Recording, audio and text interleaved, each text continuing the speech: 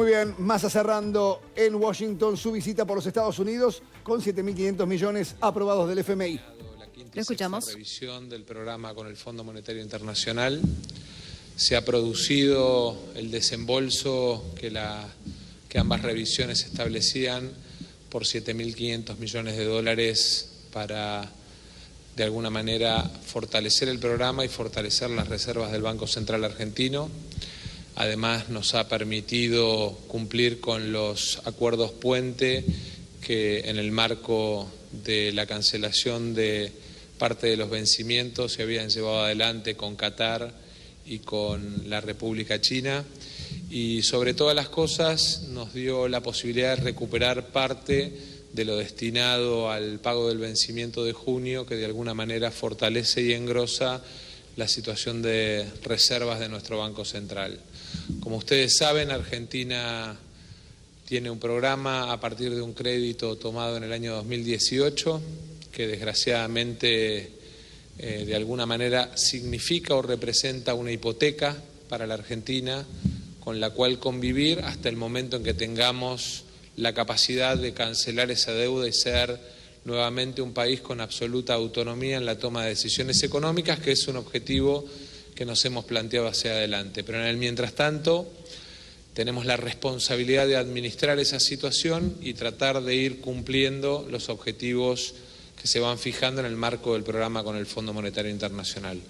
4 o 5 consideraciones relevantes. La primera es que este desembolso, que constituye el segundo desembolso más importante de la historia del Fondo Monetario Internacional, de alguna manera garantiza un marco de estabilidad hasta fines de noviembre. En el mes de noviembre se va a producir nuevamente una revisión y un desembolso adicional para la Argentina de aproximadamente 2.75 billones de dólares o 2.750 millones de dólares, pero en paralelo nos permite transmitir y transpirar desde el funcionamiento de nuestra economía una situación de control de una de las variables que muchas veces aparece como una variable de intranquilidad, que es la del funcionamiento de los dólares financieros. Por primera vez el programa admite la capacidad de intervención del Banco Central en un programa de bandas, que son bandas que solamente conocen y trabajan el staff del fondo y el equipo económico argentino, a los efectos de garantizar el normal funcionamiento de la estabilidad de lo que se denominan dólares financieros en la Argentina. Y por otro lado nos da también la oportunidad de seguir adelante con operaciones de crédito. Ustedes saben que el swap chino ya está activado no solamente en el primer tramo, sino que a partir del vencimiento de julio se activó el segundo tramo del swap chino y de alguna manera nos permite mantener los niveles de importaciones necesarios para el funcionamiento de la economía argentina. Obviamente, deber no es bueno para la economía de nadie, mucho menos cuando se trata de una deuda que tomó la Argentina en el año 2018 para financiar fuga de capitales. Creo que lo más dramático del acuerdo de Macri con el fondo en el 2018 fue haber financiado la fuga de capitales de la Argentina y haberle dejado un ancla o un cepo enorme a la economía argentina, pero los gobiernos no son más que la continuidad de la institucionalidad de un país y por lo tanto tenemos la responsabilidad de resolverlo y de administrarlo porque son parte de los acuerdos que la Argentina cumplió y debe honrar a nivel internacional. En paralelo, el otro dato que me parece también importante es que junto con la decisión de poner en marcha los desembolsos, tomamos la decisión de devolver adelantos transitorios al Banco Central por más de 500.000 millones de pesos, esto a los efectos de mostrar que de alguna manera el nivel de orden en las cuentas públicas se va a seguir respetando para que tengamos la tranquilidad de que el Estado no se financia en el exceso de sus gastos con emisión monetaria, sino a partir de financiamiento genuino y en ese sentido destacar lo que representan dos cosas que pasaron en las últimas 3 semanas. La primera, un programa de acumulación de reservas que se tomó o se puso en marcha a partir de medidas que tomamos hace 3 semanas y que ya lleva casi 2.000 millones de dólares de reservas acumuladas en las últimas 3 semanas. Y por otro lado, un dato también importante que tiene que ver con la posibilidad para la Argentina de acceder a partir de cumplir sus obligaciones tanto con Qatar como con la CAF, como con China, a nuevos instrumentos de financiamiento para las importaciones, que son temas que en los próximos días vamos a ir informando. Tomada la decisión de terminar esta etapa, estos 4 meses de negociación, que entendemos que en algún momento generaron preocupación o dudas, pero que tienen que ver con defender la posición de Argentina. Ustedes saben, el fondo arrancó exigiendo unificación cambiaria con 100% de devaluación.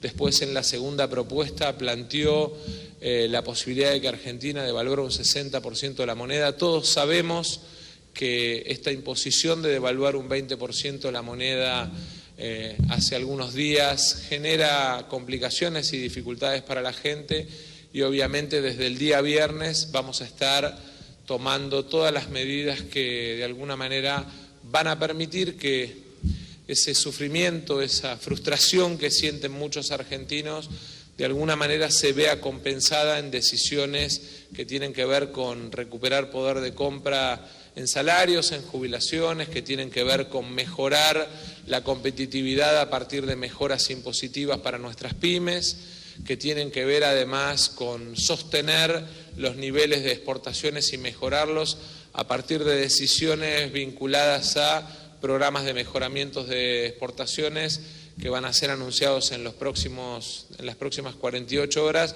o a partir del día viernes a lo largo de toda la semana que viene. Así que agradecerles, y a partir de ahora quedo a disposición para las preguntas, no sin antes agradecerle al equipo que negoció en nombre de la Argentina a lo largo de estos últimos 4 meses, porque es muy fácil venir a discutir al almacén con el manual del almacenero y entonces ceder en cada una de las condiciones que se ponen, pero distinto es cuando el equipo que viene a discutir y que representa a la Argentina viene a defender el interés de la Argentina y no simplemente a cumplir con la formalidad de quedar bien con los funcionarios del Fondo Monetario Internacional. Nosotros entendemos que Argentina debe mantener una relación seria, sana, con el Fondo Monetario Internacional, pero que no debemos aceptar imposiciones que lastimen o dañen a la realidad de los argentinos, que es un país que desgraciadamente a lo largo de los últimos años viene de frustración en frustración y que creemos que tiene que recorrer un camino de recuperación de la autonomía a partir de aumentar sus exportaciones, de vender trabajo argentino al mundo y sobre todas las cosas de lograr una balanza comercial superavitaria que haga fuerte nuestra economía y nuestra moneda y recupere la capacidad de crédito de nuestra moneda. Ese es el único camino sensato, posible, que puede recorrer un país para ser un país soberano y para ser un país donde la gente tenga acceso al crédito y tenga la posibilidad de tener una moneda fuerte. Así que quedo a disposición para las preguntas. ¿Qué tal? ¿Cómo estás? Matías Bonelli, del diario El Cronista. El acuerdo ya está cerrado, pero se sabe que antes de este cierre hubo conversaciones del fondo con algunos referentes de la oposición. Te consulto si sabes cómo fueron esas charlas y cuál fue el aporte, si es que hubo aporte que hicieron, cuál fue la reacción de ellos. Sí, el viernes de la semana pasada algunos funcionarios del fondo tuvieron un diálogo con los 2 sectores de la oposición, el sector que emergió como la oposición principal en la Argentina y el sector que venía representando la oposición y que de alguna manera después de la primaria quedó un poquito más diluido. Y hubo algunos con una posición mucho más colaborativa y otros con un planteo de que había que no darle nada a la Argentina y que el gobierno tenía que pagar todos los costos y que no importaba lo que pasara con la gente. Digamos, claramente aquellos que viven en la idea de cuanto peor mejor terminaron siendo portadores de la idea de que Argentina no tenía que acceder a ningún financiamiento, y increíblemente aquellos que emergieron como oposición en las últimas horas terminaron planteando que había que tener una actitud más colaborativa para con el gobierno, porque entendían que era una transición hacia el inicio de un nuevo gobierno, más allá de que se diera la accidental casualidad de que el ministro de Economía es el candidato del oficialismo. Buenas tardes, ministro. Florencia Golender, de Grupo Crónica. Quería preguntarle si puede dar más detalle sobre cuánto aumenta la capacidad de intervención y también cuánto llevan acumulado de reservas a partir de esta noticia. A partir de en las últimas 3 semanas que tomamos la decisión de reiniciar un programa de acumulación de reservas, llevamos más de 1.890 millones de dólares de acumulación. Respecto de la capacidad de intervención, es la suficiente como para mantener un trabajo de control de variables. Obviamente nunca se dicen ni bandas ni montos, porque si no se incentiva a que el mercado especule contra ese monto, contra esas bandas. Todos sabemos que los países que viven situaciones de fragilidad, como la que vive la Argentina, producto de esta deuda con el fondo y producto de una sequía la peor de la historia. Hoy comparábamos los números de sequía de Argentina con el impacto en el Producto Bruto con el de otros países en la reunión con el staff del fondo, y es como si Estados Unidos hubiese dejado de importar 850.000 millones de dólares, para ponerlo en o en el caso de China más de un billón, ¿no? Más de 1 millón de millones. De alguna manera representa un daño enorme y pone en situación de fragilidad.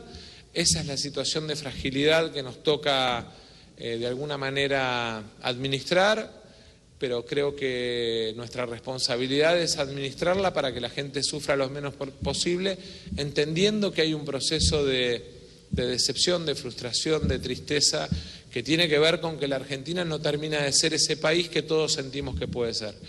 Pero vuelvo a repetir, en el medio hay algunos que usan esas situaciones para especular. Lo vivimos en la semana posterior a las PASO, y nosotros lo que tenemos que tener es todas las herramientas, porque cuando uno mira lo que pasó con la especulación en el mercado del dólar blue, seguramente aquel que se timbea, digamos, entró y salió especulando con el temor o con la angustia de esa jubilada que con sus últimos pesos fue y compró pagando el dólar al blue a 815 y después terminó bajando, y hay un vivo que ganó y un jubilado, un laburante que perdió. Buenas tardes, ministro. Liliana Franco, de La Nación Más y Ámbito Financiero. Mientras estábamos aquí ocurrieron hechos de saqueo y algunos hechos delictivos. La pregunta específica es: ¿a qué causas atribuye estos hechos y a quiénes, si es que tiene información, a quiénes considera que están instigando estas acciones? Gracias. Bueno, a ver, hay como dos planos para mirar, ¿no? Un plano que es el de los delincuentes y la causa u origen de ese delito. Después será responsabilidad de jueces y fiscales buscar si se trata de simplemente delincuentes o delincuentes instigados. Lo que sí quiero contarles es que, y hay un segundo plano que es el de la gente de laburo, el comerciante, el supermercadista que de alguna manera trabaja todos los días, levanta la persiana y fue víctima de un delito. Nosotros en el Ministerio tomamos la decisión, por un lado, de instruir a la Secretaría de Industria para que a cada uno de los comerciantes afectados en la provincia de Neuquén, en la provincia de Buenos Aires, en la provincia de Río Negro, en la provincia de Córdoba, en la provincia de Mendoza, que tengan la denuncia realizada y que tengan una constatación de las pérdidas, se le haga un aporte no reembolsable, es decir, un apoyo económico desde la Secretaría de Industria de hasta 7 millones de pesos para recuperar el capital de trabajo, porque creemos que la gente de trabajo que fue víctima de un delito, de alguna manera tiene que ver en el Estado su capacidad de respuesta y de protección. Pero por otro lado, le pedimos a la gente de la Secretaría Legal y Técnica del Ministerio de Economía que arme un equipo de seguimiento, porque lo que no nos puede pasar es que esos delincuentes que arrebataron un comercio o un supermercado entren por una puerta y salgan por la otra de la comisaría. Y vamos a estar controlando a esos jueces, a esos fiscales, para ver si aplican el Código Penal con su plenitud, porque esto es robo en poblado y en banda, porque, digamos, hay un ataque a la propiedad privada y entonces a los jueces y a los fiscales que no apliquen en plenitud el Código Penal, armamos un equipo de abogados que va de alguna manera a denunciarlos y a pedir el juicio político. Buenas tardes, ministro. Estefanía Pozo, de C5N y Buenos Aires Herald. Pregunta sobre la agenda internacional. Los medios, tanto de Brasil como estadounidenses, están dando por cierto ya que Argentina ingresa a los BRICS. ¿Qué precisiones tiene usted sobre esa decisión? No, es un tema que se decide mañana. Tengo la misma información que ustedes. Quedé en hablar esta tarde-noche, con el ministro de Economía de Brasil, con Fernando Haddad, porque además el día lunes vamos a estar en Brasilia poniendo en marcha un mecanismo de refuerzo al apoyo de lo que son el financiamiento de importaciones de Brasil a la Argentina, de alguna manera también para, digamos, aliviar aún más el procedimiento de utilización de las reservas en un momento en el que tenemos que cuidar las reservas argentinas. Y entonces el día lunes 28 voy a estar en Brasil, seguramente con el ministro Haddad y con el presidente Lula, y esta noche voy a tener más detalles. No tengo más que la información que leí en redes y en diarios. Última pregunta. Buenas tardes, Paula Lugones del diario Clarín.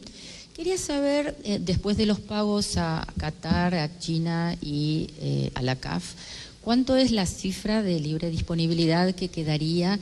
Y si de toda esa totalidad, ¿cuánto el fondo autorizaría o no para intervenir en el mercado del dólar financiero? Eso por un lado.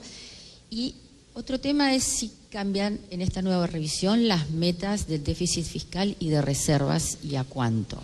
Bueno, por un lado, respecto de, creo haberle respondido parte de la pregunta a su colega, ¿cuánto tenemos para, de alguna manera, intervenir cuando los dólares financieros no actúen o no funcionen de acuerdo a nuestra previsión?